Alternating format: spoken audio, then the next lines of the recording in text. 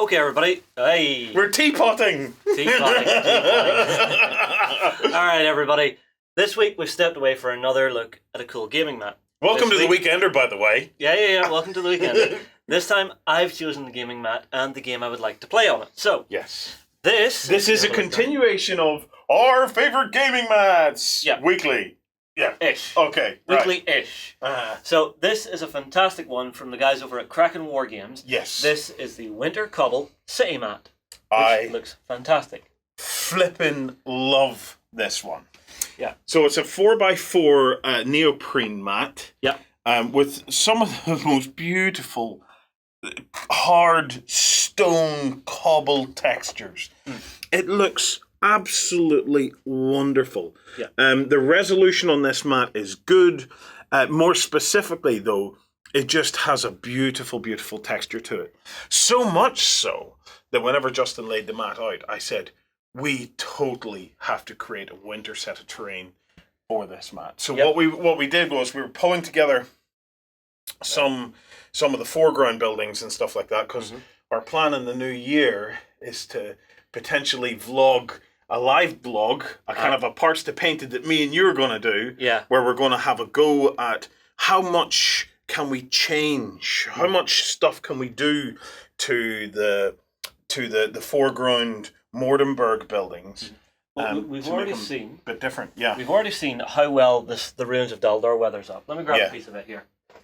So from over here, we weathered up some ruins of Daldor, and I'm thinking. Now, we built these, they're not built to fit here. Yes. These bits are all still nice and loose, so we can sort of fit them in. So I'm thinking, we'll take these, we'll weather them up to actually match in here. We'll weather up the rest of the Mordenberg stuff to actually make it fit in. Yeah.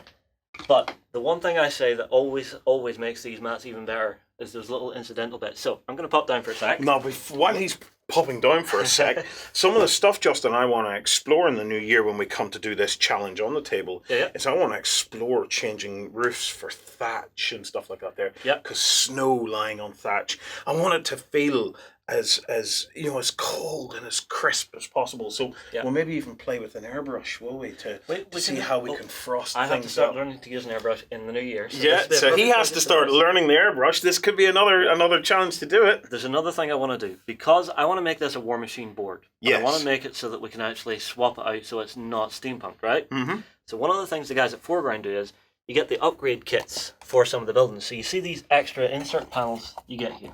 Yes. I want to grab lots of watch parts and stuff and little bits of piping and things, Yeah. brass them up and actually glue those on and then maybe magnetize them or something so that they'll pop in and pop out as we want to make it steampunk or not. So I want to experiment with that. That's a cool idea. Yeah. The other thing I want to do is, now, we got these in from the guys over at Micro Art Studio. Mm-hmm. So if you grab that one, I will open this one. Oh, you want me to open it, did you? Yeah. Okay, right. These are the parts that I always think make a table. So Yes. if you look at this is the Golemic Market, Mm-hmm. and it's got all the little bits and components and stuff in there. So I'm thinking, over the Christmas holidays, I may actually sit down with a paintbrush and actually start painting up some of this. Yeah. You, however, have the I Spice have Market. the Spice Market here, which has lots of little fruits and vegetables and spices in it. I think it looks really, really nice, and you can get to play with some amazing colours like turmerics and paprikas and things like that. Exactly. And then we have the Fish Market as well. Is that some sort of fish? That's some, Oh, there's a little octopus on that sort one. of calamari. Yeah. You know, so I'm thinking things like this. I want to specifically do. We have two of each of these, right? So I want to do one set of them up as winter and one as not winter to use on both types of boards. Yes. Because it's the boxes and crates and stuff like this makes a board look lived in, as if the world's alive. Mm-hmm. So I want to add those to it as well. Agreed. Yeah. Now, other reasons why I like this mat. Okay. Firstly, it's winter, and I have a bit of a thing for winter at the mats. minute. I just love snowy, cold mats and gaming tables. Secondly, just look at the number of little channels, okay? And you can already see that you could lay your buildings and stuff out and have either plenty of space in the middle if you're playing, something like the rank and file fantasy games or War Machine where you maybe want a bit more space. If you start playing some Frostgrave or something on this, you could pile it up with terrain. Exactly. For the likes of Frostgrave or even Age of Sigmar or any other game where you want to get a high density of terrain in there. I love it. I think just the way these cobbles, here, if we can get in here, see the way the cobbles have such a three-dimensional effect to them. But it's also I think it's really, really nice. If I move these out of the way, it's the fact that they're changing the type of cobbles. So you're going from the nice rough cobble to the nice diamond cobble to then the fishbone type cobble. Yeah, herringbone it's called. Herringbone, is it? Yeah, it's called a herringbone. Yeah. It feels like an ancient piece of ground that's been lived in for centuries. Yeah, it's really awesome. cool. It's awesome. What's it called? This is the Winter Cobble City Mat. Who makes it? The guys at Kraken War Games. There you go.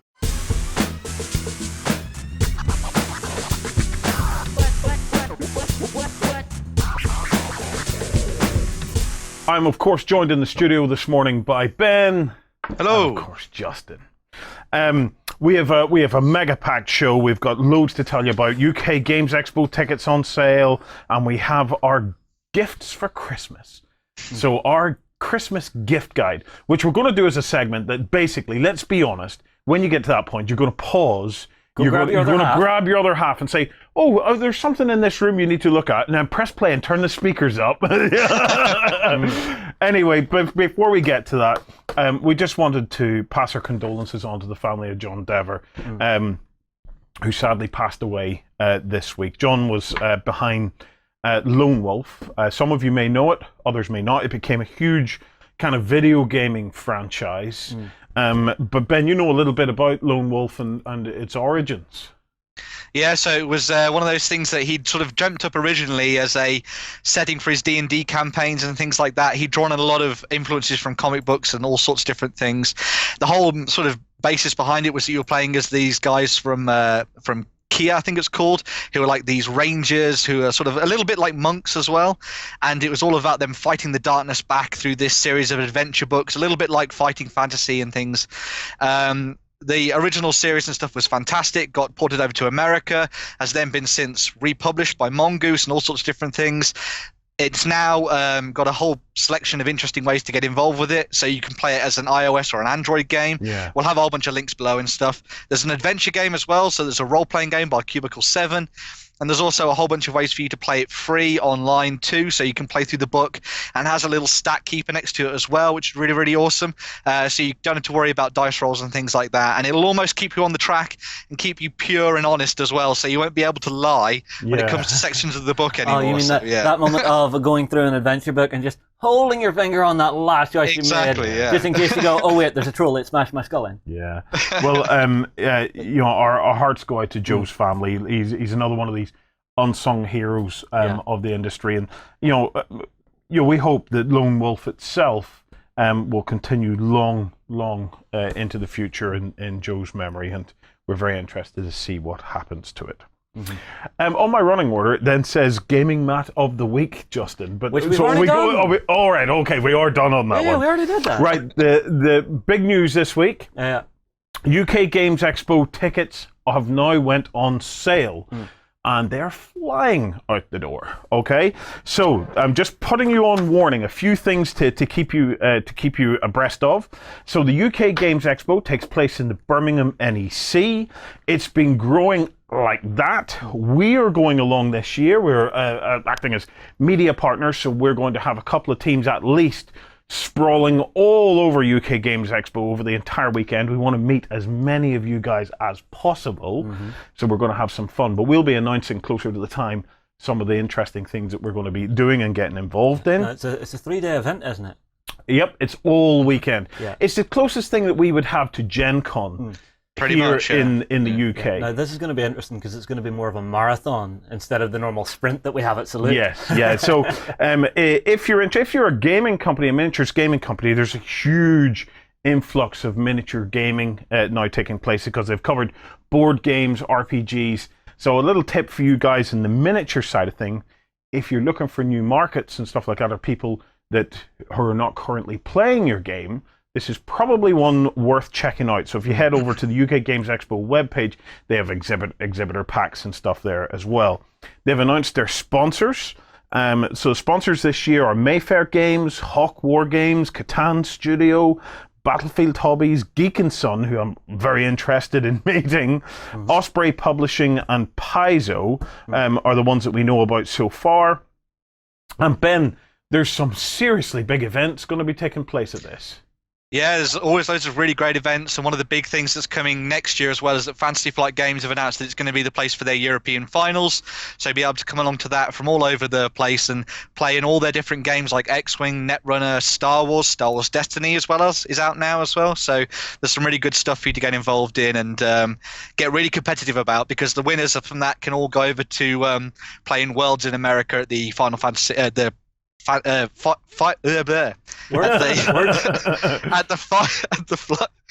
Jesus Christ, I've lost it. At the Fantasy Flight.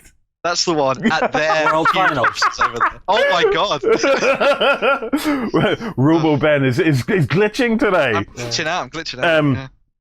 Yeah, there's over the course of the weekend, there's something like 20,000, 25,000 visitors over the course of the entire weekend. It's gonna be huge. So we're very excited to be there. We're very excited to see you guys there. We're going to have a weekend of awesomeness.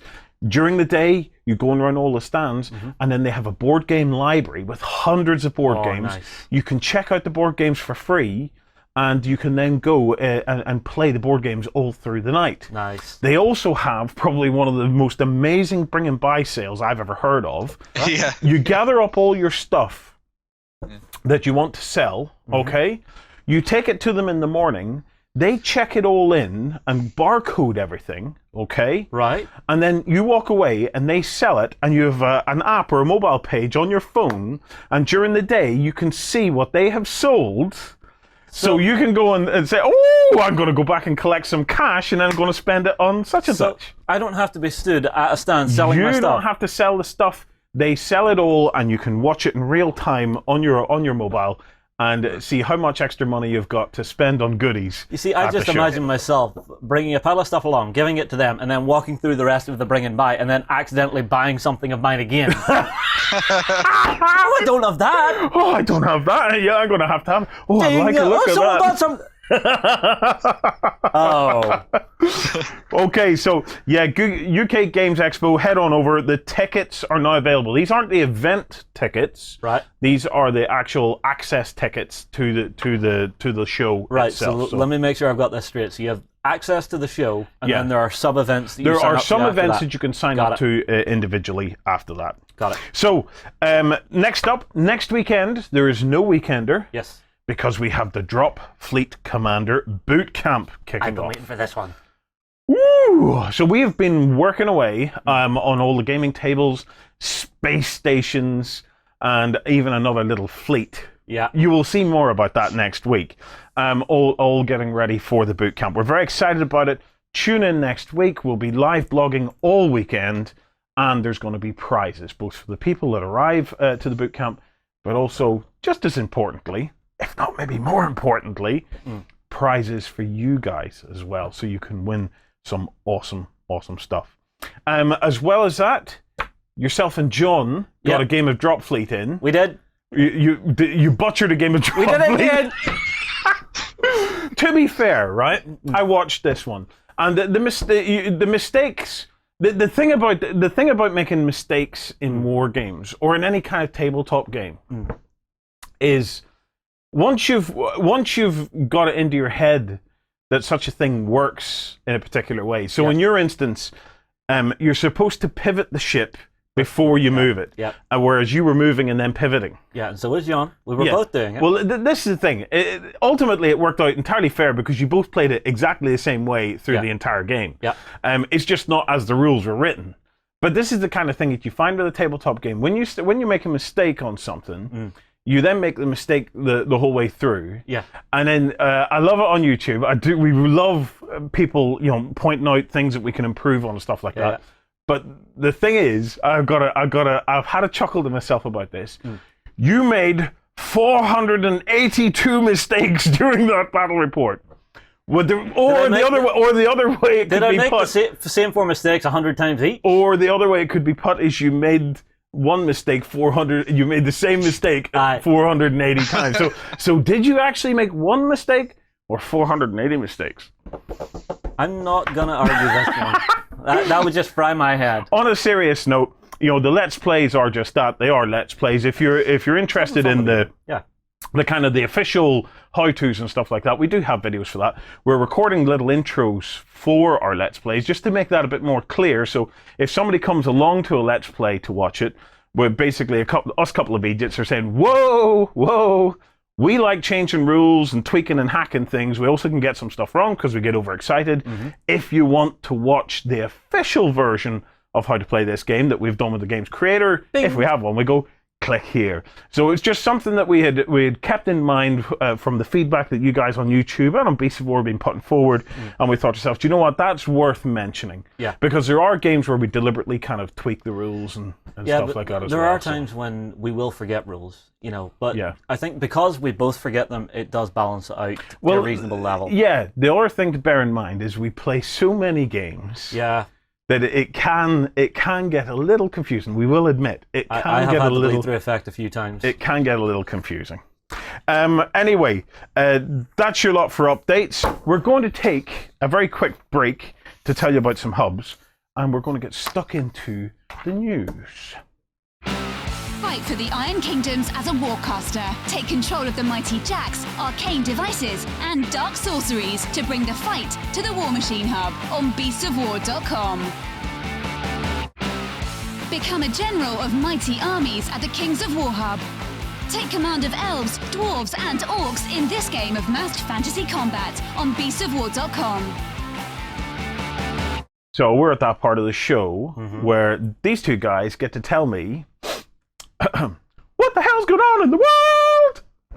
That's getting worse every week. Yeah, I'm going to have to bring in an electric guitar and thrash out a theme tune for that. Is this going to be the epic return of Thrust? I need to get going. Right. What is going on? We've heard about a tie-up, I believe, between Foreground and the chaps at Bushido. Yep, Ben. Yeah, so the guys, as you say, from Foreground are joining forces with GCT Studios, who create Bushido, and they're going to be doing a range of their terrain. So obviously this is all of their sort of pre-painted, pre-coloured terrain that you just put together in the sort of MDF and stuff. And this is all going to be coming out next year. So far, we've had a little bit of a whisper that there's going to be 3 or 4 buildings or so ready for Salute 2017. So you should be able to see that starting to come out then. Nice. And then they're going to be starting to develop their Far Eastern designs and things like that throughout the rest of the year, and we'll start to see a whole terrain range for these guys. Now, Foreground already, which is amazing. So yeah, but Foreground, they already do a Far Eastern terrain range, do they not? I think they might do a few different pieces, but this stuff's going to be probably more focused towards their fantasy sort of style. Is this very much then geared towards the narrative and the setting then of Bushido? Yeah. Yeah, as well as that, obviously Bushido is a 35mm scale game as well, so this will be a lot bigger, I'd imagine too. So it'd be interesting to see what their character pieces and things like that look like for this game. So, awesome. Well, knowing the guys at Foreground, they do beautiful work already. I cannot wait to see what Ben, Adam, and Cad actually come up with this time. Yeah. What's next, Ben? So next up is some stuff from Warlord Games. Now, they've been working on their Doctor Who miniatures game for a while now. There are no rules for it just yet, but they will be coming out maybe towards the sort of start of next year. But for these guys, they've been showing off a lot more of their plastic sets, and one of these is going to be their collection of Cybermen.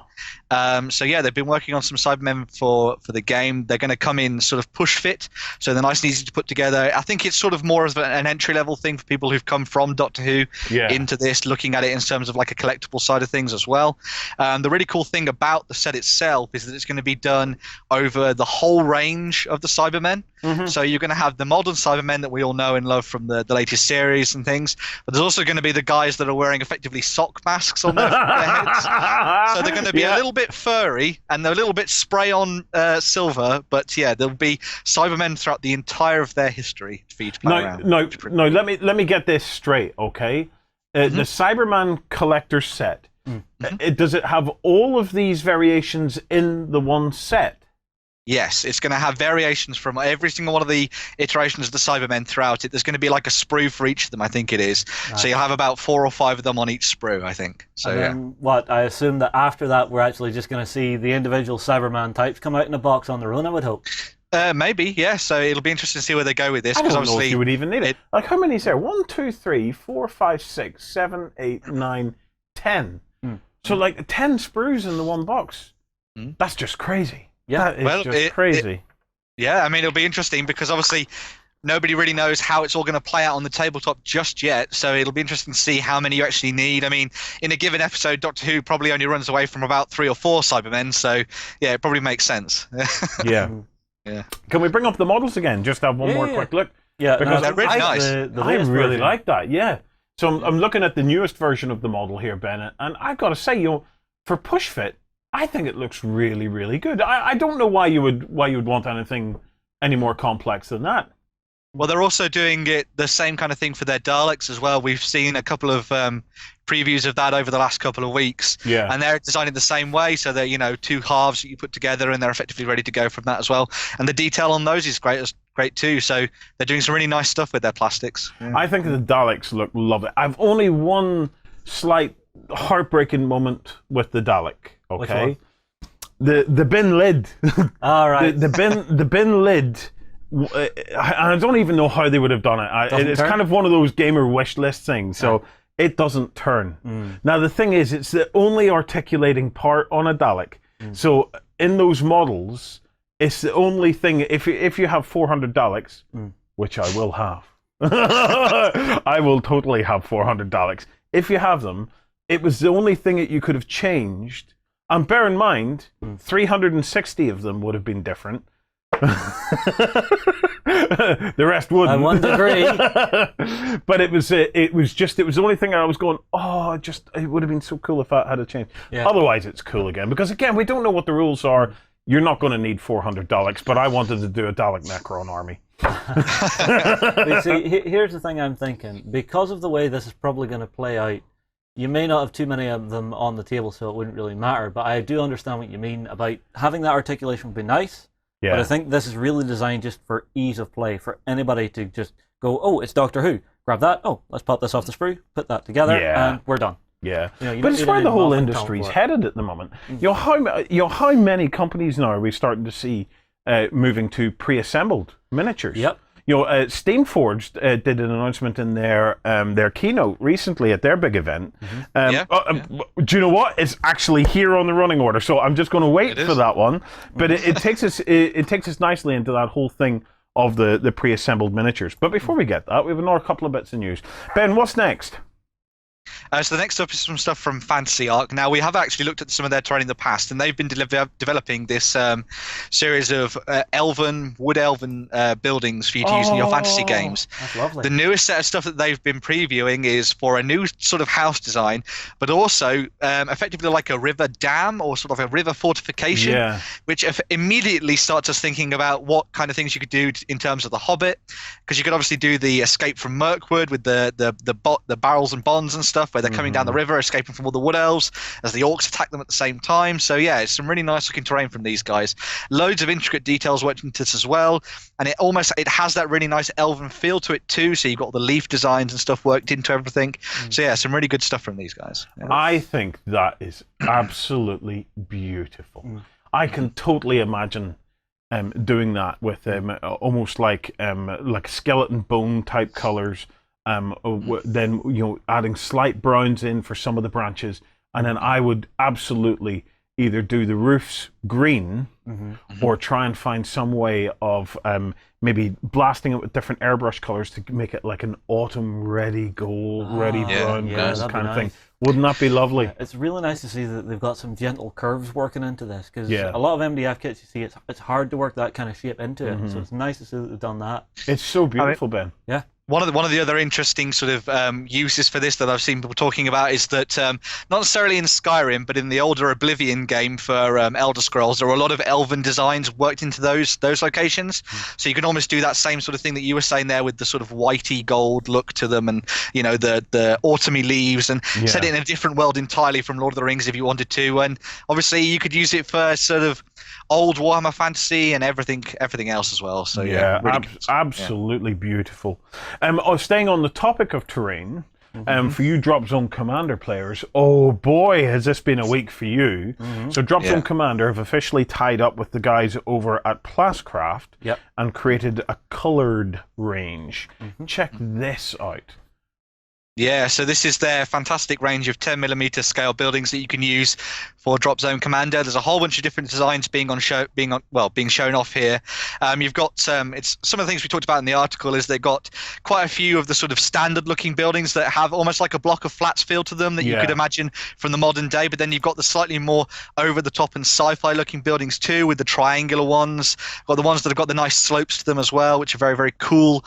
It starts to make you think about the kind of narrative possibilities when you come to playing your games of Drop Zone Commander, because you've got all the things happening on the roofs as well as everything happening down on the ground floor, and you've got different ways of cutting off sight lines and stuff like that too. So it'll be really interesting to see what they do with this, because obviously this has got a very much human feel to it. It'd be very interesting to see what they do with alien technology as well. So maybe we'll see some stuff to do with Shaltari and maybe some more PHR style stuff going on there too, which would be very, very interesting indeed. So, I've got to say, these buildings really appealed to me. Specifically, Justin, if you can bring it back up, one of the things I want to point out is the color-ed range really lent itself to this, because if you look very closely, guys, one of the issues you often find with this type of terrain is the white edges of the color-ed range really kind of, in some instances, can make it look a bit odd. But in this, it just blends in. And I think it just looks really, really lovely. Also, the 3D effect that they're getting on most of those buildings, they could have went down the route of just making them really kind of square and boxy.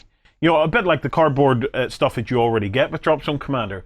But I think by them spending the extra time on it to really change the profile of the buildings totally makes this stand out. The one thing I've got to find out, Ben, is I wonder, are they going to do the gaming table as well?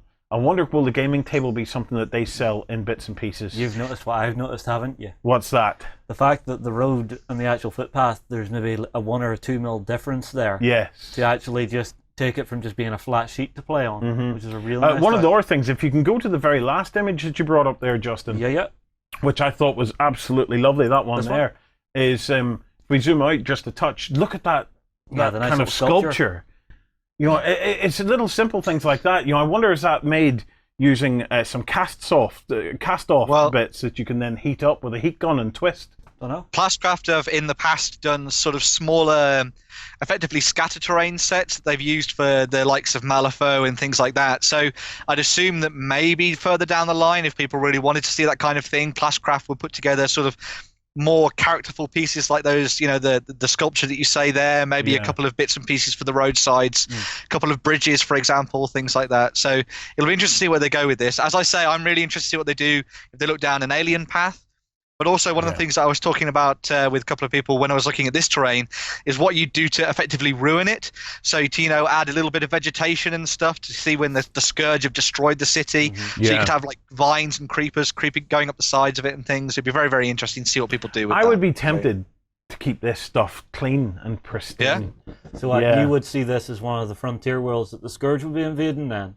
Yes, it's something that hasn't been touched yet. It hasn't been scourgified. But looking at this, does it not really bode well for the likes of the PHR? The Shaltari are going to live in really interesting kind of environments, but I'm kind of even more interested in the PHR, if I'm being honest, because the whole idea of kind of post-humanity, the humans that ran away and then were taken care of by an advanced alien race. Well, imagine what they're living in. Advanced alien AI. Well, advanced alien AI. Looking at this still looks very UCM to me, right? Yes. But for whenever it comes to PHR stuff, I'm expecting to see it as, very clean lines, lots of curves and stuff on it. So it'll be interesting to see what's came up with for that eventually. Yeah. Well, that's your lot on that one. So that's the new Color Ed range for Drop Zone Commander. Finally, we get on to the topic that I was going to talk about, and this is Guild Ball teams are all going pre-assembled plastic, Ben. So last weekend, Steamforged Games held their SteamCon, which was a fantastic little event that went over the weekend, and they showed off a couple of interesting things. One of them was their keynote speech, where you'll see a couple of pictures here in the article of the new Farmers Guild and things like that. They're a little bit sort of blurry and stuff, but they are promising that we'll have some good pictures very, very soon. However, the big thing that really came out of this was that the future of their Guild Ball teams isn't going to be in metal or resin, it's going to be in plastic, and they're all going to be pre-assembled. Now, a lot of people were a little bit alarmed at that. They were quite happy with the metal and metal and the resin and stuff. But we're seeing this as a pretty interesting way of taking things, because it's gone really well with their kickoff set, and the plastics that have been supplied in there have been, well looked at, and people have really enjoyed them and stuff. And they're actually promising that the detail you get in these upcoming pre-assembled plastics is going to be better than what you get in the kickoff set. Yeah. So that's another tick in the box for Steamforged. They can carry it off, really. So, let's talk about the pros and cons of this a little bit, right? The pros of it, you buy a box, you're not going to have a whole bunch of additional sprue. Instantly more accessible. So all that sprue can all be recycled. Plastic's not expensive, let's be honest, but it's nice to see it recycled rather than just lying around our houses, because unless you are a hoarder like us, you probably bin your empty sprues. Yeah. I don't know. I did see one guy made an army out of his sprues. Yes, or if you come over and check out the Hobby Lab Challenge, somebody created a homemade vacuum former and used sprues melted down onto that to create a piece of terrain. But I like this. I think anything that's going to improve, I can see where they're going on this. This is all about accessibility, right? They want to make the game really accessible so that anybody that is buying it, because they're learning from the board game market, right? People are buying board games. Do you remember when Dreadball came out and you had to assemble it? Yeah. I remember hearing stories from Ronnie Renton where he had people... My miniatures are broken! This is exactly it. People were buying it as a board game and then looking at it and going, what's wrong? Why are these all in bits? Yeah. But now you look at some of the pre-assembled stuff, you need only look at the amazing job that the Mythic Battles guys have done, where they've got the pre-assembled miniatures, and what they've done is to make sure that weapons and stuff like that are straight, that they're cast separately. So in this instance, we're not entirely sure of the direction that Steamforged are going to go material-wise, but this may just be a step that's being saved here, Ben. Well, it's interesting. From the viewpoint that I was looking at it's obviously there's accessibility there, but when it comes down to it, the characters that you get to play your games of Guild Ball are all pre-prescribed characters. Yeah. They are, either that character or that character. So there's no real customization that goes into building the models themselves. That's all come through in the painting side of things. So in that case, why make your players build the characters if they're all going to be that character anyway? Yeah. Just make it very easy for them to get them and get them to straight down onto the tabletop. And if the quality is going to be good, then I don't see that people are going to particularly complain about it too much. If the quality, it's ultimately going to come down to the quality. It's two things that I can think of that it'll come down to. The number one thing is quality, and if the quality is as good as what you would get from your standard plastic kit, then I can't see a problem. Yep. Some people might prefer the resins and things like that, but let's be honest, mass-produced games do not want to be reliant on resin or metal. Yeah. Proper mass-produced, market-dominating games really do want to consider something like pre-assembled for that accessibility that we've talked about. However, the other people that might have an issue with it are painters. But at the same time, it's probably more of the high-end painters. Because the way the high-end painters kind of stick things on pins and they might paint individual legs and arms before assembling it. But that's not an exclusive thing to the high-end painters. The mid to higher range guys will start doing that. I've talked to a few guys on the website that do that all the time. But not me and you. No, get it built, get it primed, block color down, wash, highlight on the table. Dip and throw it on. One of the things that I've always heard from Steamforged and in talking with them, for articles or anything like that, is that they want to remove as many barriers between you getting the models and actually playing the game. Yeah. And there are so many instances, and we've talked about it in the past, where you'll pick up a game and then you maybe just won't even bother putting the stuff together and you don't even play the game. Yes. So this just removes a huge section of that time where you just go, boom, there's my team, open the box, get it down to the tabletop, get playing. So yeah, I think it's a really good step in the right direction. Other people might be concerned that it's removing aspects of the hobby. I don't know. I kind of think of it in terms of what it's doing is opening up more time for other aspects of the hobby. The hobby's a big thing. And as Ben says, if you're just building predefined characters anyway, if they can come pre-built. Yeah, but you will then have the opposite side of that. The guys who like to convert their minis, like our buddy Thomas Menes. Yes. You know. But the thing look is, at this and say, okay, if I can get this unassembled, I can maybe swap a few bits out here and there. Yes, but people like Menes have the skill to probably disassemble that miniature anyway. That's actually a very fair point. The only thing is, will it deter people who don't have Menes and Thomas's skill from trying? And I would hope not. I would hope that they have a go at it. One of the interesting things that Steamforge have done in the past is they always provide both the metals, which are the sort of standard teams, and then they always do special edition resins.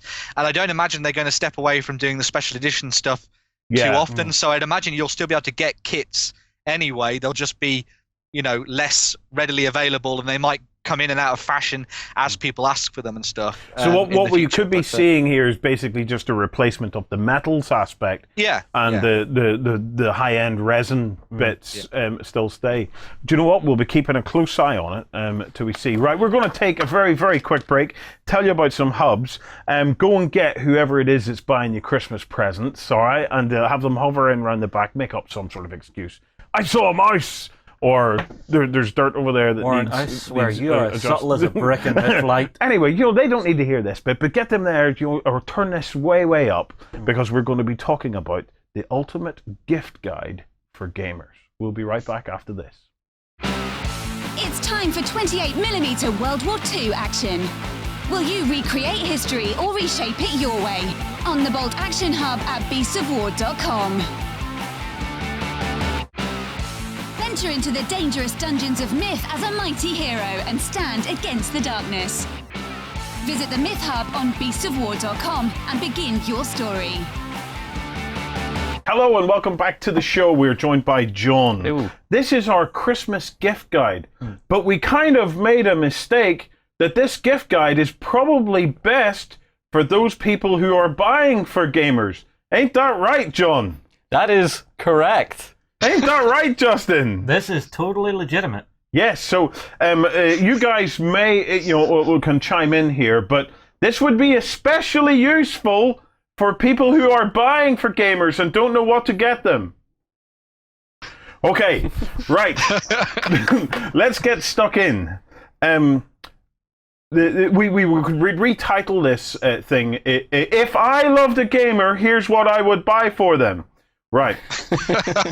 Kicking off, cool paint sets. Every gamer loves cool paint sets.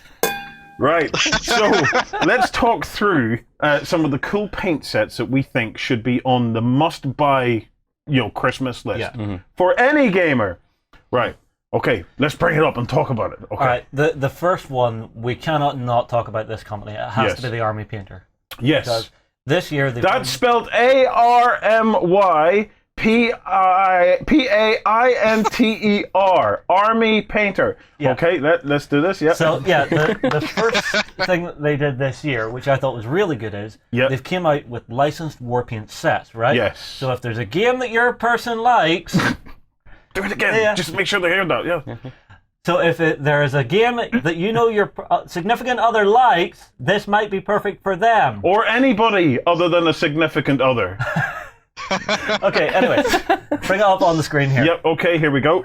So, first up, we've got the Super Dungeon Explorer set. This is absolutely perfect if you have someone that actually wants to start painting in that chibi style. Yes. And doesn't exactly know what colors to go for because it's so bright and just so over the top, right? Yes, okay. Next one down, we've got the other paint set. Yeah, bring up big pictures just in case somebody doesn't understand what this all is by any chance. So this is the Super Dungeon Explorer 1. Yes. So you've got all those bright anime colors. Yeah. Next up, you've got the others paint set. So if your other half or whoever jumped in on the others Kickstarter this is going to give them all the colours they're going to need to paint that up, make it dark, gritty, cool. You know what I'm saying? Yeah. You then, anybody who plays Kings of War, you've got the green skin set. Yeah. Nobody's going to know all this. Skip past all this, right? Let's get to the paint sets that would be bought if you truly loved your gamer. Okay, so here we have the War Paints starter set from Army Painter. Yeah. Okay, this so is click the new on 2017 edition, because they have just expanded the range to add a ton of new paints to this range. Now you're the gamer in your life will love this because it's got some very useful paints in there, like the reds, the whites, the metallic, and it also has a strong tone wash. Okay, so any gamer in your life would love that as a stocking filler. Okay, because every color in that is useful. They couldn't complain, and they couldn't tell you bought them a bad present. Yeah. So it's from us. Or if you want to go up to the next step, you must. If you really love your gamer in your life, you've got the Mega Paint set, which has 50 colors in there, as well as a brush, and this is pretty much every basic color tone that they're ever going to need. Yes. Now the thing to be aware of is that sometimes I'm a little bit against the really big paint boxes because you think to yourself, would I possibly use any of those colors? But if the gamer in your life said that, all you have to say in return is, look how much experimentation you can now do with colors. Again, there's probably not an unuseful color in that box.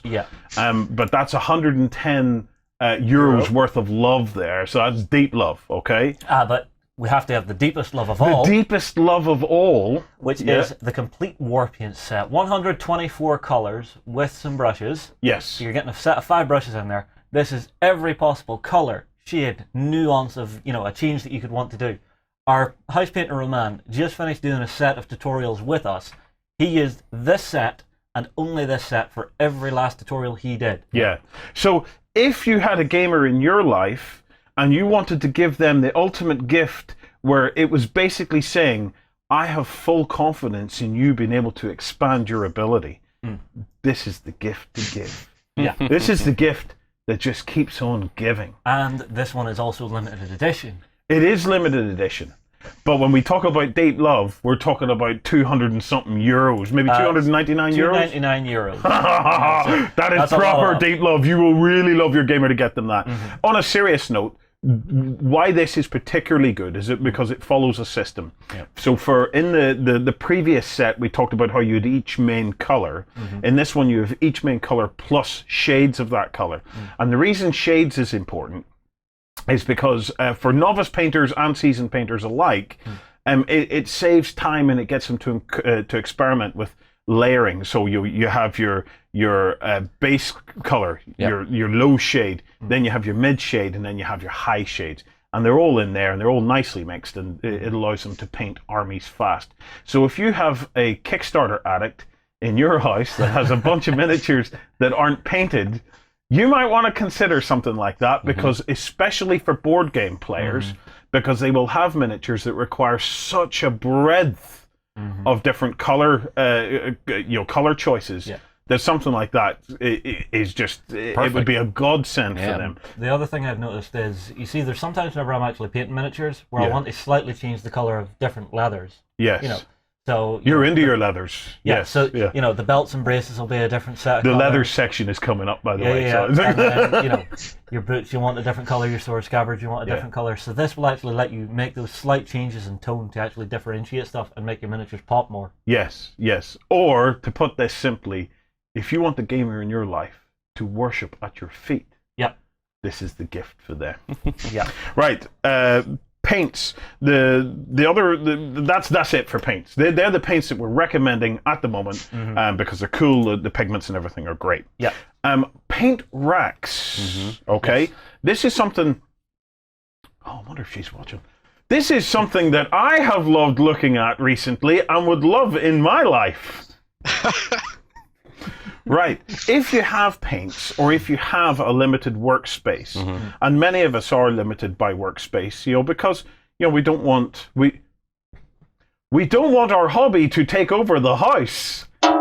So paint racks is a way of condensing the hobby of your loved one, and keeping it tidy and presentable at all times of the year. Okay?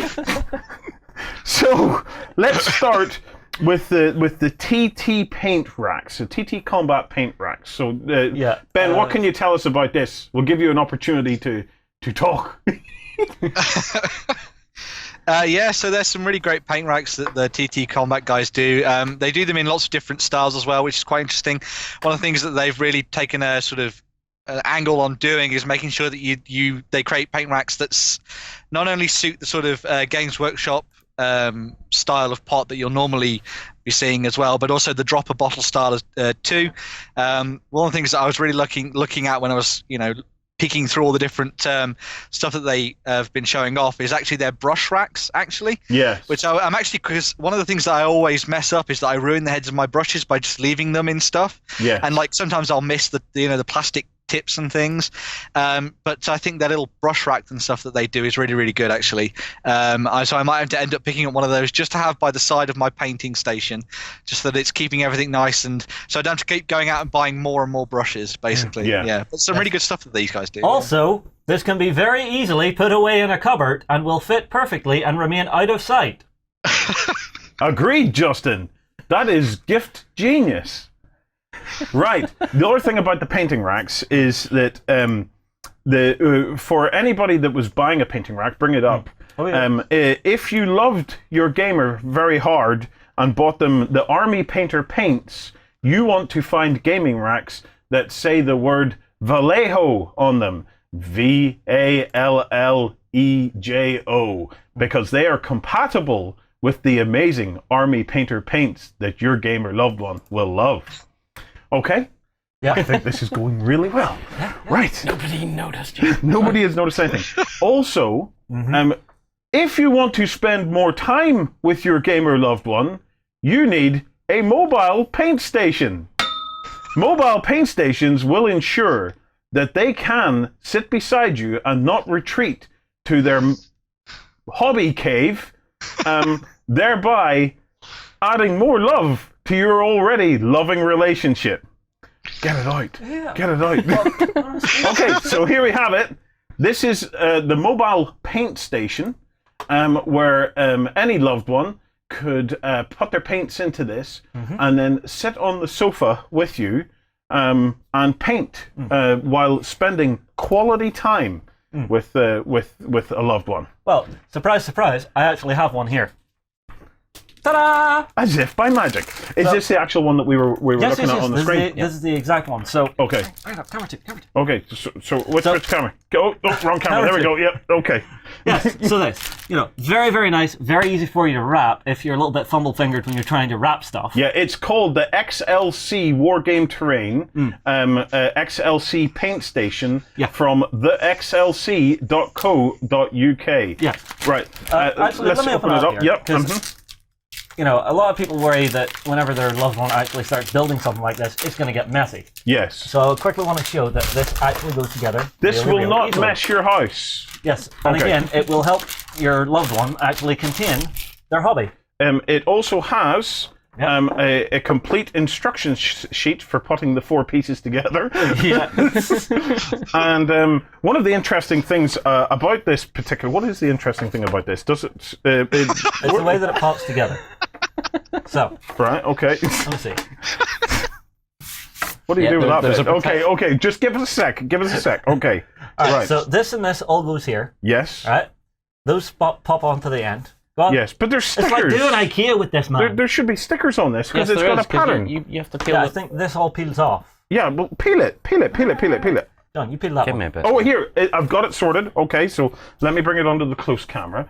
So you can see here that you can peel it off, revealing an amazing textured surface that, although not adding anything to the capability of a painter, will very much add to their sense of enjoyment of life, because they'll be looking at this and it will be lovely and amazing, and they will enjoy it immensely. Yeah, so, but it's the clever thing that the guys have done for this. They can actually do this and not have the burn marks on it because they actually cover it up. Yes. Yes. If I keep just gently pulling away at this, You pull away at that, Justin. Gently, gently, Okay. Give it a bit more force there, Justin. You've almost got it. I don't want to chin myself. There we go. Okay. Right. Alright, So, as with all the wrapping paper that they're going to have from Christmas anyway, you can just pop this in the bin. yes. So, tidily. It will be done tidily, we guarantee you. Right, so there we go. That would go together, and it would look like, bring it back up on the screen. Yeah. Because it gives a better representation of it just there. It would look like that. And again, that'll fit in the kitchen cupboard if you want to put it away. that will fit away. It is actually kind of handy because any project, gamers don't work on lots of things all at the same time. Yeah. That's a complete lie. Gamers do work on lots of things all at the same time. But this would allow them to focus on just the thing that they're trying to get done. And it gives them that portability that they could, in fact,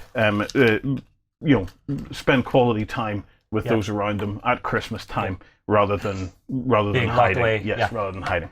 Okay. The other thing is, yeah. It's got a nice little set of paintbrush holders on there. Yes. So they will never leave paintbrushes lying around in the living room again. Yes. It's all there. Okay, right. Let's move on. Ben, what's our next category of amazing gifts for gamers? So the next things that we're looking at are gaming mats, which are perfect for people who want to put down a table easily and then put it all away again afterwards. Yes. Now,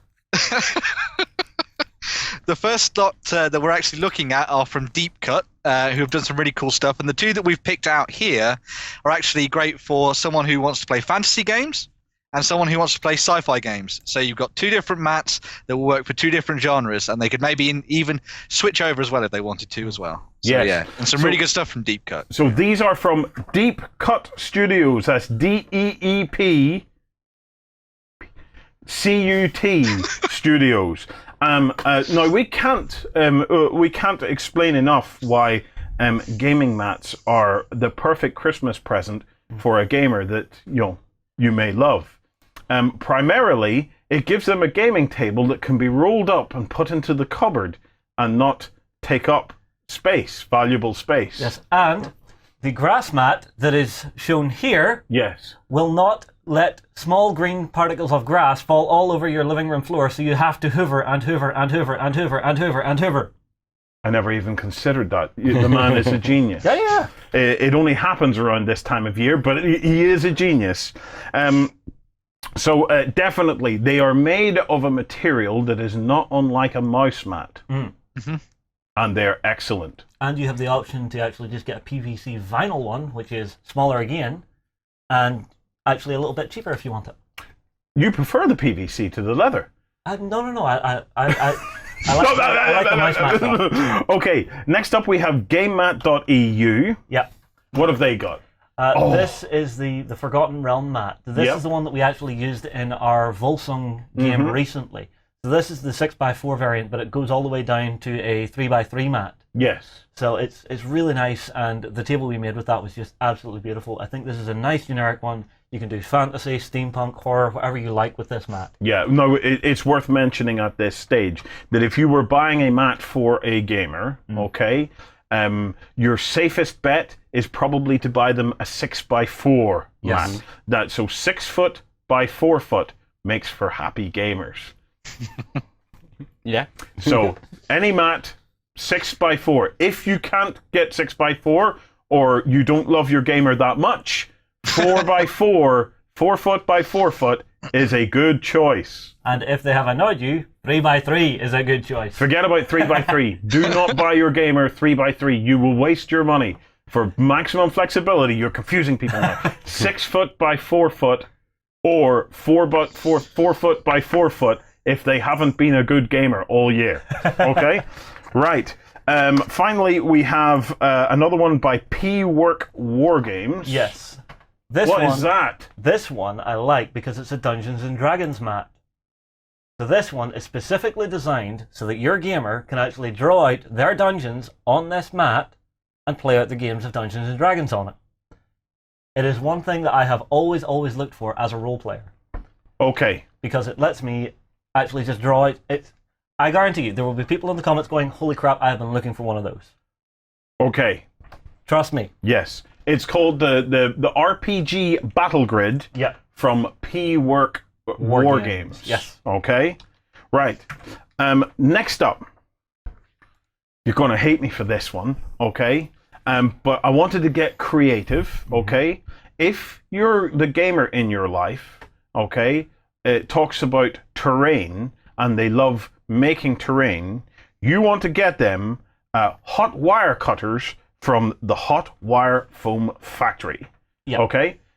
This is what we're looking at here. So if you go to Hot Wire Foam Factory, any of these kinds of sets, like the professional cutting kits or the foam cutting tools, and what this will allow them to do is to cut polystyrene, which they use for making hills and walls and things, to cut them cleanly without little white balls of hell going all over your carpet floor. Yeah. Are you getting where this is going? If anybody was a loved one of a gamer, they would be worshipping us right now because we have thought of their needs as well as the gamers' needs. The other thing is, this particular set packs down nice and neatly into a little carry case. So you can just put it on a shelf, out of the way, and you won't be tripping over leads and cables all the time. Excellent point, Justin. Okay, so if they're into making terrain, that is probably a good option. And then finally, this is one that I particularly like. This is a stocking filler, and our stocking filler recommendation for this year is card sleeves. Because one of the things that we have been seeing with all of the Kickstarters and all of the games that are coming out, more and more cards are now appearing in our games. And card sleeves are an absolute super gift, stocking filler for gamers, because it allows them to protect their cards, it allows them to write little notes and stuff like that over their cards. Maybe they might even write, "I love you," and hand it to you. It could happen. But it also means that they can rub it out when they don't want to, when they don't need it anymore. The other thing is, this company in particular, Ultra Pro, I like because they do very, very nice sets. You can get some beautiful graphics on some of the card holders. Yes. But you can also get double-sided clear ones, which a lot of gamers do want. Yes. I will point out when it comes to card sleeves, if you should always go for, pretty much always anyway, standard size card sleeves, not small or oversized, standard, because most card games will use those, from Pokemon to Yu-Gi-Oh to Netrunner, Magic the Gathering, anything. It's standard that you'll be looking for. But for anything to do with that, and all the Ultra Pro card packs effectively come with the little names on it and stuff in the different sizes. So just make sure to look out for standard. Also, when it comes to, if your gamer is someone who plays in a lot of tournaments, specifically Fantasy Flight ones, do not get them clear card sleeves. Get them ones with a solid colour back, because otherwise they will be disqualified and they will be sad. Right. So don't do that. Important safety tip there, Egon. Okay. So that wraps up the Beasts of War Christmas Guide. The only thing that was missing is such a pity, that the gamers in people's lives, don't typically watch this show, because that was probably the most valuable piece of content that we have ever created in all of our for that particular and one of group. The most sincere pieces we have ever done. Incredibly sincere. So there you have it. That's the gifts for Christmas. If you disagree, you're a moron. If you disagree, stick it in the comments and tell us why, and tell us what is the ultimate gamer gift for Christmas that a loved one can buy for their gamer, and we will be sure to make that suggestion next year, if it's a good one. Okay? Right. Talking of gamer gifts. Yep. Let me put this out the way. We got a gift. We did. We got a Christmas present. Early. Yeah.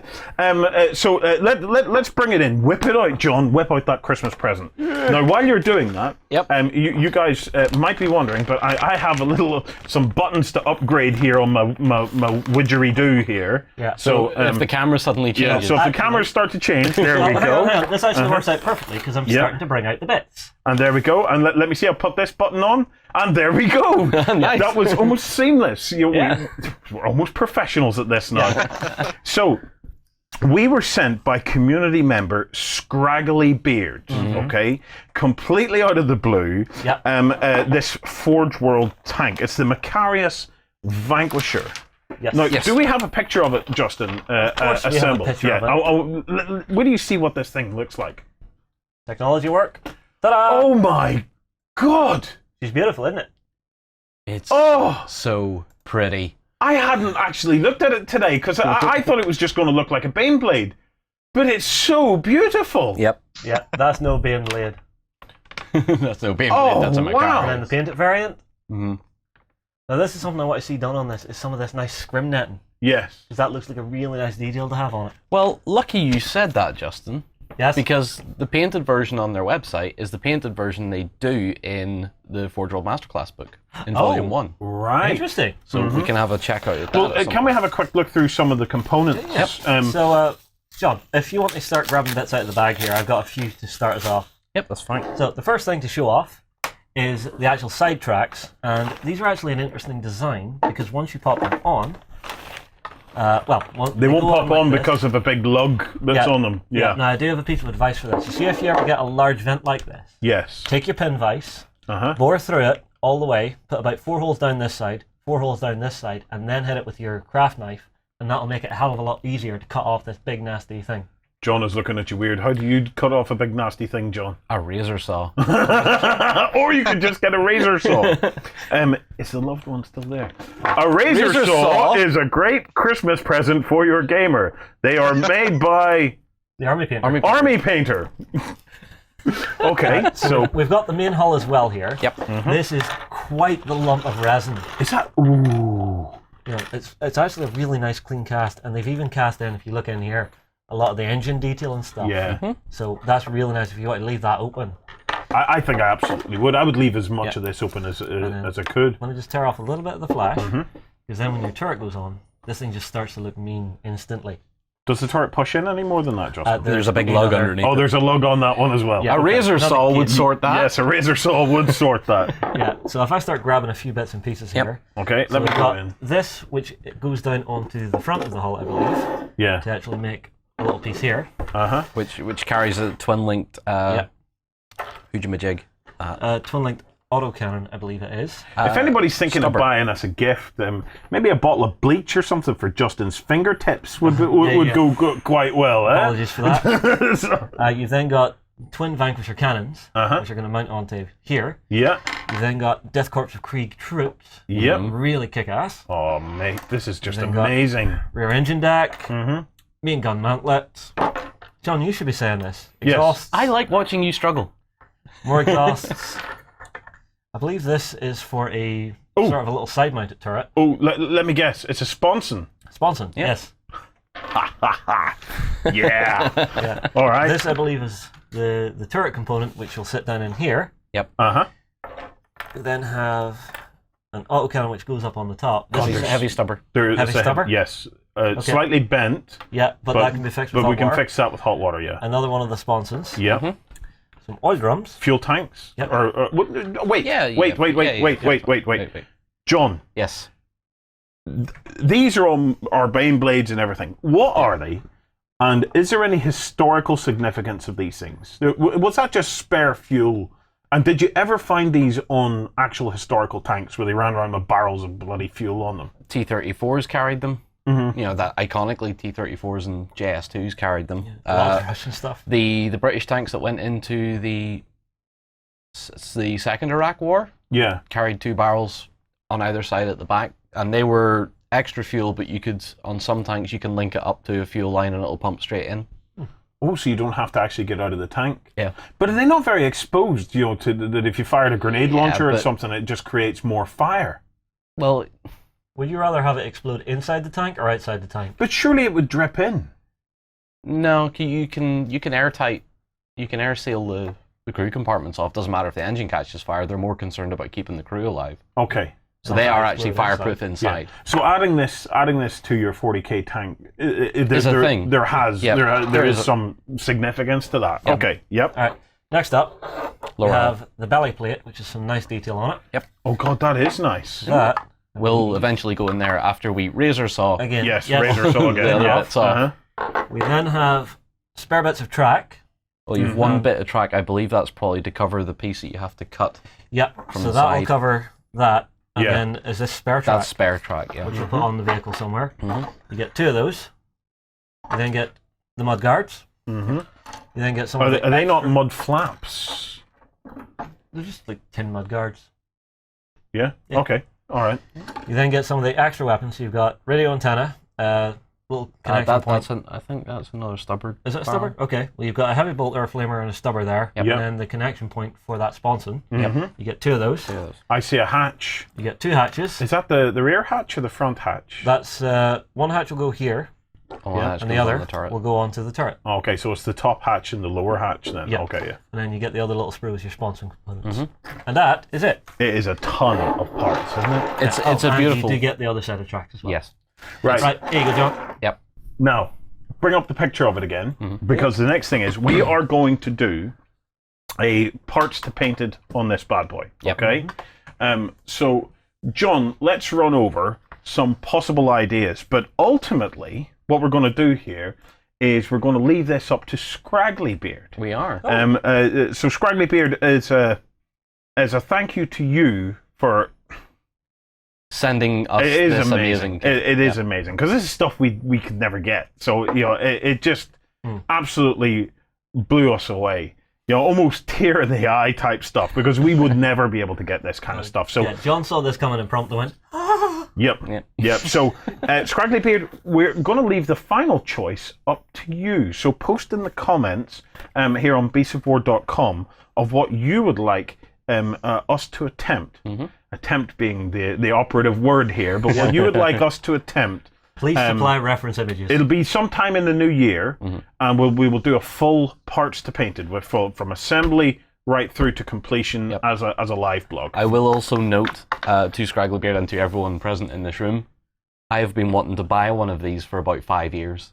Really? Yeah, and I never got round to it, and then this arrived and I went, no way. I looked at the name and went, so yeah, that was actually my reaction, Scraggly.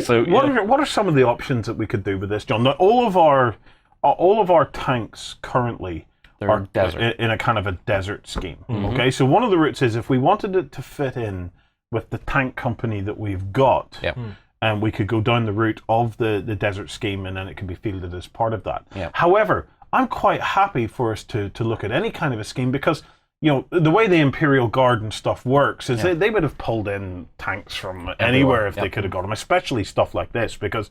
Is this is Heresy era stuff, is it?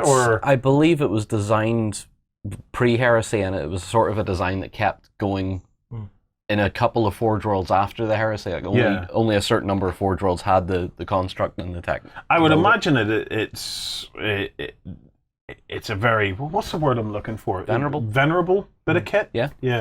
Because I think it's the only tank in the Imperial Guard that has 2 Vanquisher cannons on it, and they're rare enough in the backstory as they are to stick on 1 on a Lehman Russ, never mind 2 on one of these. So this would have been something that has been lovingly cared for by the tech priest all the way up to it got into John's hands. Right, I'm going to put each of you on the spot then. Right. Okay? If we weren't doing the desert scheme, ideas. John, you first. Urban? Yep. What might that entail? I'm thinking the likes of that squared off camouflage, almost digital sort of look to it. That's one thing I looked at. Yeah. For me, Valhalla. Ice World. Ice. Yeah. Winter. Nice blues and some of the grey tones. I was going to say that. Have to start processing another idea. Yeah. So what kind of colours and stuff? We're talking light blues, maybe some whites. You could actually do some snow effect onto it. So do your camo nettings and stuff. And then put the snow effect we did for the Ruins of Daldor stuff. Yeah. put some of that onto it and actually make it look like it's driving through a frozen blizzard. Yeah, that's kind of cool. Yeah, it'll look odd on with a desert company, but, but you know, as a project, I think it'll look amazing. Well, you see, the desert company, it's a very nice scheme, but we've done it and we have live blogged it. So I would like people to see something different, and this might be the beginning of a new force. It could be. I'm in complete agreement with that. Yep. Ben, any ideas of the scheme we could go with? Well, I was going to say ice, so Justin nicked that off of me as well. But I think it'd be pretty interesting to see this sort of situated more in a jungle setting. So you do it with really deep, rich greens. You work a lot more on the sort of merge. You cake the sides of the vehicle in it, you know, right up to the sides maybe. You have a little bit of foliage mixed in there with the tracks as if it's churned up the ground around it and stuff. I think it'd be really interesting because you maybe even then be able to go a little bit further with the accessories. You know, put a bit of kit and a bit of, you know, a few tools and stuff onto the side of the tank as these guys are sort of, you know, I mean, I'm sure this thing would probably smash through a tree with very little effort at all, but it'd be good to have some more bits and pieces on the side of it, as if sometimes the crews have to get off and, you know, chop their way through things as well. So I think it'd be really interesting to see that, and maybe add a little bit more character to the piece as well. So, yeah. What do you think, Warren? I don't know. I started to think, I wonder, could we orcify it? But it would be absolutely criminal. I would actually take it home and you'd never see it again. So I was looking at that, and then I thought to myself, I wonder, is that a kind of a tank that maybe the Mechanicus themselves could maybe field in as part of a Mechanicus force? So like you want it Forge World fresh? Yeah. So like a Forge World fresh, but in Mechanicus colours. Or a Forge World defence. Sort of. So the human auxiliary with Scutari sort of thing. So take the Mechanicus force that we have and kind of create it to fit in with that. Doing that in a pure red, though. Yeah, it'd be amazing, a big red tank. Can you imagine fielding the Mechanicus force and having that in the middle of it? You absolutely know every shot your opponent has is going to go straight towards that. The only way we could make that better is if we painted it gold and had it in the middle of the table. You know, you could win tournaments with that because everything would be focused on that. You could do whatever you want. I'd fill the rest of it with little guys on speeder bikes because they'd just mop up, and everything that he does would be straight on that. Although the golden tank of amazingness. With us having Death Corps of Krieg actual crew for this, this is where I was going next.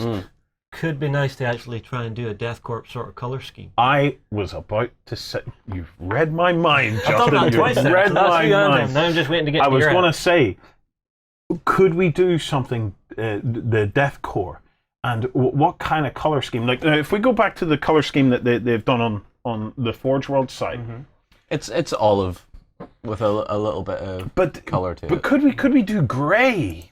John, see, typically the Death Corps are sort of a grey, cold-looking force anyway, and well, this is a buttoned-up version, not using the crew. Yeah.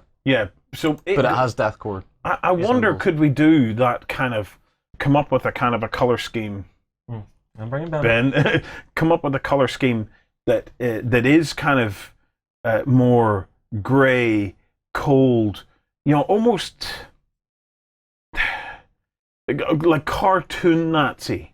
Do you know what I mean? I'm not saying we do it as typical, Nazi, but that kind of cartoon kind of thing that you might have in your mind. So it's grey, but we do some insignias that are flashes of white and red. Yeah. We're not doing Nacwolf. Doing the thing. No, not Nacwolf. They're metallic with a black wash. But let's see if we can do some really interesting maybe techniques on it. Do you know what? We don't get to make the choice. No, we don't. Which, to be fair, is probably a good thing. Because we'd end up arguing about it. So we just spent about 10 minutes arguing about it. A scraggly beard. It's over to you. Yeah, it's over to you, mate. Thank you very much. Well, sincerely, from the bottom of our hearts, because you've given us an opportunity to play with something. You know, as he says it, 5 years. Yeah. So we really don't know what to say. So to drag us back to our last topic for a second. Yeah. If you really, really love your wargamer, look up Forge World. Yes.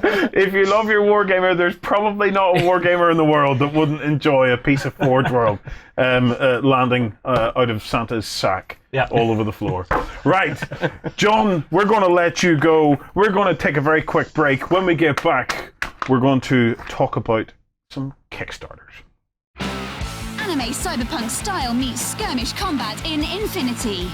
Experience 8 high-tech factions and fight to control the human sphere at the Infinity Hub on beastsofwar.com.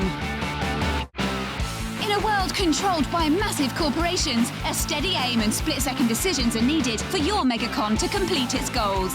Begin your missions at the Mercs Hub on beastsofwar.com. Time for Kickstarters! Yeah. Right. We have to start with Kingdom Death. Yeah, Oh my God. We talked about it last week, but what the hell is going on? So Kingdom Death launched last week. Yeah. Kingdom Death Monster 1.5. As it stands, it still has about 36 days to go. If technology works for me. Yeah. So it still has about 36 days. Look at this. So it's now sitting... right, by the time you've read this or watched this, it will be beyond this, but 6.2 million. Yeah. The game made about 3 million in about 20 minutes or so. It was made nuts. 2 million overall last time. Yeah. You know, and this time it's just went absolutely nuclear. Adam Poots now needs to make 13,000 copies of Monster. So far. So far. Yeah. Because where can this go? It was interesting, because a lot of sites like Polygon talked about. We actually got picked up by Polygon. Yep. Yeah. Our Let's Play that we recorded with Chris Handley from Darker Days Radio. Yep. Got picked up by Polygon and was embedded in there. Yeah. So, but they were saying, Kick Track is predicting, 50 million. Yeah. It's never going to hit 50 million. It could do the 20 though, which is the highest. Do you think it could go 20? I think it can do the 20, which is, if they break 20, they will be the highest Kickstarter of all time. Not just in the gaming industry, of all time. No. Really? I genuinely think that what's happened is that the initial pool of people who are going to back this game have backed this game, and that's why it's just exploded. And I reckon they're going to probably end up around the same mark as Exploding Kittens did, which was around sort of nearly 9 million. So I reckon we're going to get to that point, and then it was going to sort of hover around 7 to 8 for a while, and then there'll be a big burst towards the end of the campaign as we come towards sort of, the start of the new year and things like that. But it is absolutely insane how this has happened. I couldn't believe it. Before it launched, I had my fingers crossed for Adam and Co. That I was hoping, he had his initial target of 100k. Yeah. And I was thinking he'll have no problem reaching 100k. Yeah. There'll be a lot of people that'll still want this game. I really hope that he matches the same success as the previous Kickstarter. I didn't look at it 20 minutes later. It was like he'd blown it away. Yeah, but that's the thing. His first update was him going, well, I had planned to spend the next few days just slowly releasing the updates for 1.5, but okay. Yeah, I spoke to him on Skype afterwards, and he was absolutely floored. Yeah. I don't think I've ever been as surprised myself by a Kickstarter. I think it'll definitely hit the 10 million mark. I think we are going to see something that's going to beat Exploding Kittens. Yeah. I am hugely surprised because I always saw Kingdom Death as being like the ultimate in boutique games. Yeah. It is such a beautifully constructed game in every component sense, from the packaging through to the rules, through to the entire concept of the settlement building. Yep. Remember on Friday we posted Lantern Year 3, so if you're interested, Screaming Antelope. If you're interested, to basically recap, so Lantern Year 1, we created our first settlement. We were all very jovial. We've been laughing. We've been doing all sorts of horrible things to lions. Yep. Lantern Year 2, we continued our journey. More horrible things to lions, but a bit more confidently now. We were starting to get a bit cocky. A little more tactical precision. Lantern Year 3, oh my God. Things, we got hammered. We got slapped around the face and got a hard lesson in don't get cocky with Monster. Yeah. And we learned the hard way that that this game is gonna kick you in the ass. If you're not careful. I think this one of the things that's really pushing forward people backing the game this time and getting in on it if they didn't get on it before is that people now know a lot more about what the game is. Yes. Because I think there was a false view of what Kingdom Death was to begin with, that it was effectively just as we've said, almost like a boutique model range that wasn't really aimed at, everybody and things like that. But Or now people just know another a lot more dungeon about crawler.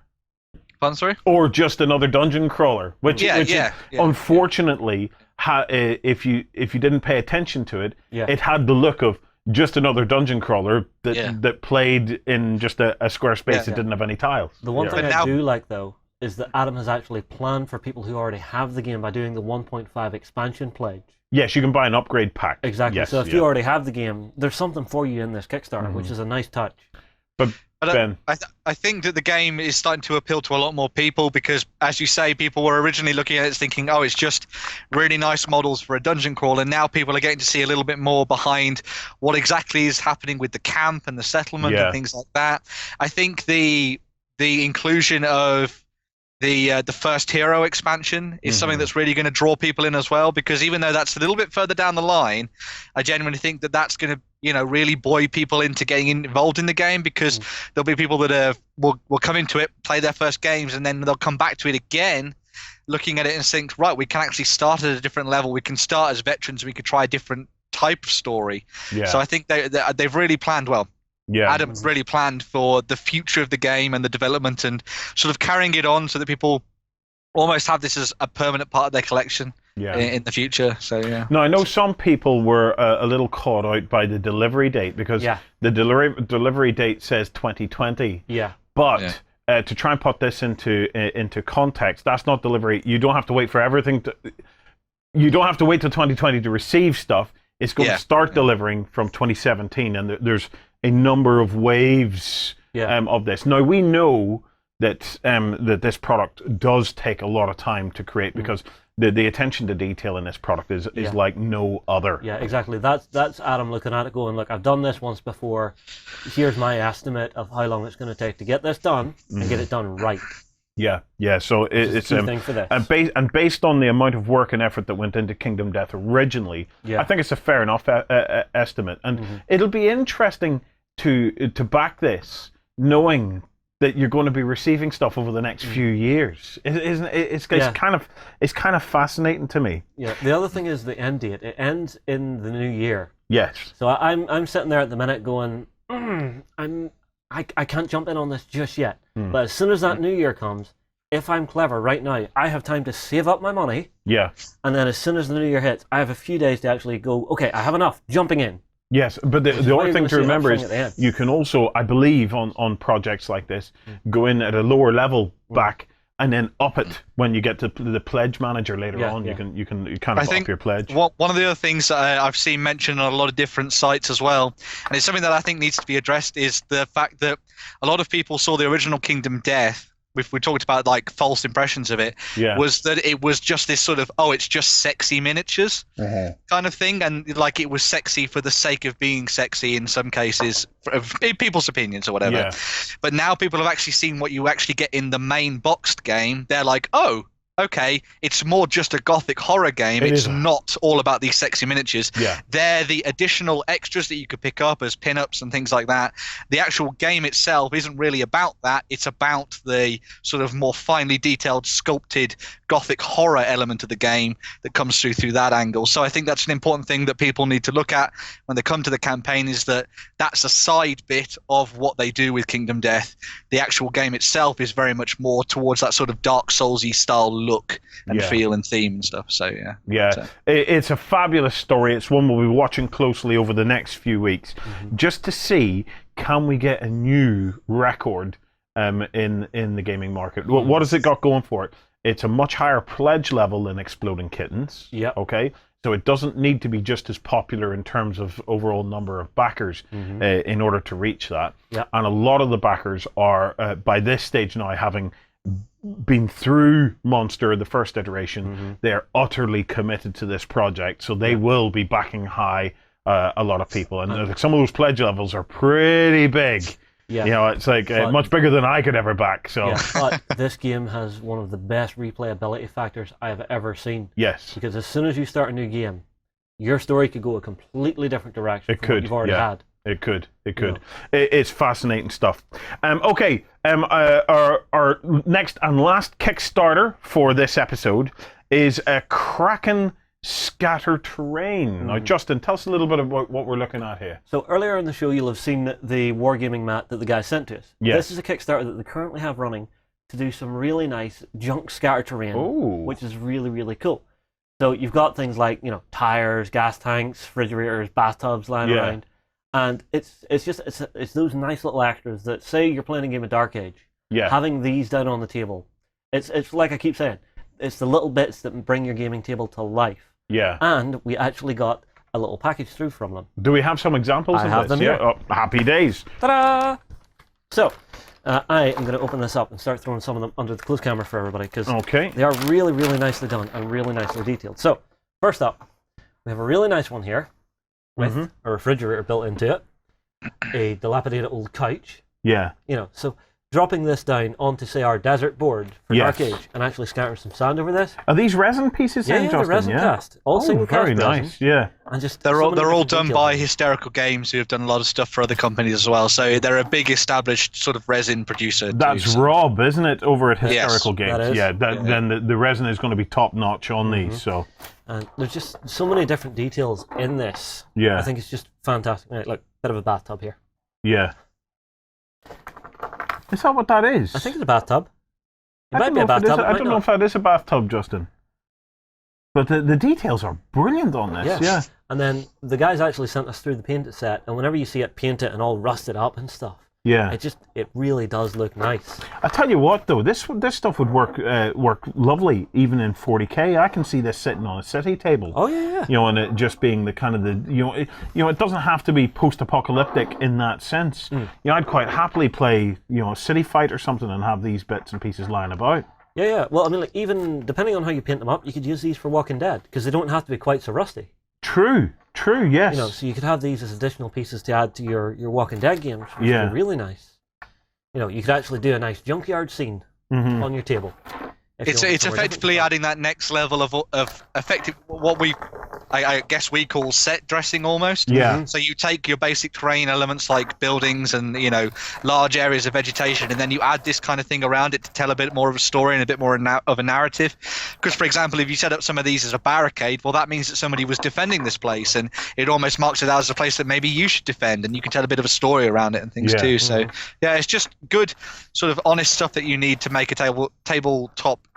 Get to that next level, I guess. Yeah. One of the interesting things here is that Justin has laid these out. I haven't seen a single duplicated piece in any of this. Exactly. The closest, not even the wall barricades, because I was looking at them thinking, oh, those will surely be duplicated, but no, they're different. It's fantastic, isn't it? It is absolutely lovely. So can we have a quick look at the pledge levels? So pledge levels. Let's go up to the very top. Yeah. So you've got your $1 or €1 drop in. Wasteland disposal set. Get one wasteland disposal set this pledge. Yeah. I mean, you're going to get plenty in each of the pledge levels. So there's lots of different, there's scrap pile sets, scrap pile small sets, medium sets, large sets. Yeah. So I think we've got a set of everything. And the barricade sets. Yeah. And so it continues with the barrels and things. So you could, in theory, just pick and choose, I would imagine, the bits and pieces that you want. Or you can go all in, I would imagine, and get everything. Well, there it is. Sets, yeah. Which is, I think, what we have here. So a full scatter terrain set. And that's going to cover... I would say you have a table's worth there, Justin. Yeah, whenever you're mixing it in with other stuff. Because, this isn't the only terrain you're going to put down. No, this is all the extra dressing bits. It's like for the Hobby Lab challenge we did for the scatter terrain. Yeah. Things like this are what you're going to want to make. But if you don't really know how to make this kind of stuff, being able to pick something like this up and drop it down on your table, fantastic. Yeah, well, there you have it. Kraken scatter terrain, about 16 days left. And that is our lot. Yes. Join us tomorrow. We have the XLBS version of the show. That's the extra long backstage version. So it's another hour and a bit of us sitting down. One of the special features of that is I try to melt his head with the mystery of the week. And I have a couple of doozies for you. All right, you're going Ricky Gervais on me. No, I am going to melt your mind tomorrow with the mystery of the week. Challenge accepted. It is spot on. I think you'll love it. Come on over, take the 7-day free trial. A big welcome to all of the Mythic Battles backers who joined the site in some cases by accident over the last few days. You're very, very welcome to Beasts of War. Please take some time to browse around. If you need anything, catch us on the forums or PM any of us if you're trying to find something or trying to get your head around where stuff is. We're very happy to help you out. As well as that, we have a post on the homepage right now where if you come to Beasts of War and sign up for a new free account, you'll be able to get all of our Mythic Battles coverage for free. We've kind of moved it from backstage to the free account level. So if you create a new free account, you can download issue 2 of Reroll. You can see our after-action reports as well as the battle report of Mythic Battles being played. And you can also see Roman's 2-part painting tutorial of Achilles. And it's probably worth doing that because even though the Kickstarter's over, I have no doubt there will be probably a late pledger option at some point that might crop up. So you can check out that game and see if it was for you. Right, guys, thank you very much. I will see you both tomorrow morning and hopefully see a load of you guys tomorrow morning as well. Until next week, happy gaming. Humanity has been driven from Earth, but now it's time to take it back. Join the Reconquest and fight the Scourge on the Drop Zone Commander Hub at beastsofwar.com. From Viking halls to the cities of the future, terrain buffs will love our foreground hub. Watch gaming tables of all genres come to life at beastsofwar.com.